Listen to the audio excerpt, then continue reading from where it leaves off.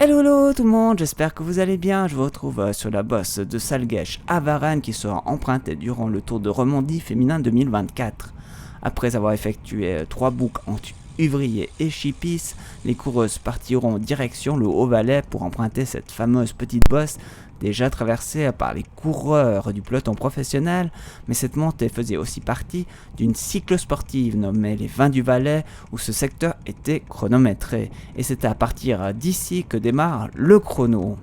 Il est certain que nous ne le battrons pas aujourd'hui. Il n'est pas sûr que les coureuses, elles non plus, s'y engagent à 100%. Sur une montée où il est possible de mettre gros plateau ou bien de bien savoir jouer du dérailleur.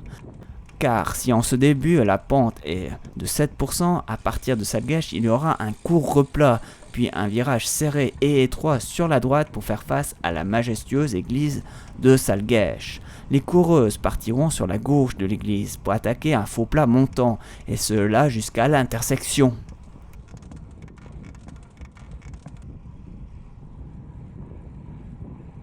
Cette montée est vraiment faite pour les punchers, avec une pente régulière. Pour une échappée, c'est l'endroit rêvé pour reprendre du temps, pour autant que le peloton le monte à un rythme calme, sans être trop soutenu.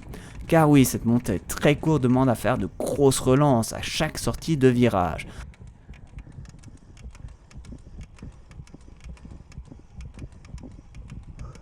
Avant de retrouver un dernier faux plat montant, puis un bout de plat, et c'est à peu près à cette hauteur que le chrono du Vin des Valais s'est arrêté. A savoir que le meilleur temps réalisé par un coureur élite était de 8 minutes et 43 secondes durant la course, et mon meilleur temps était de 9 minutes et 53 secondes sur ces 4,5 km de montée. Les coureuses ne s'arrêteront pas là, il y a un dernier petit tape-cul avant de plonger sur le H, puis la Souste pour un retour à travers le bois de Finge, direction Chipis. Alors cette bosse est sans aucun doute trop éloignée de la montée finale pour être véritablement intéressante, sauf bien sûr pour l'échappée qui peut essayer de reprendre du temps dans cette montée.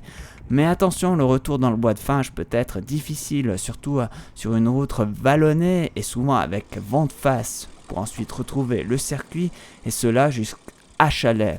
Elles devront avoir gardé de bonnes jambes et une bonne avance pour résister aux meilleures grimpeuses du peloton, qui joueront dans cette montée leur va-tout pour un bon classement général avant d'aborder la dernière étape du côté de Morges, sur un terrain très vallonné et bien accidenté, qui peut créer des surprises et aussi pourquoi pas des écarts.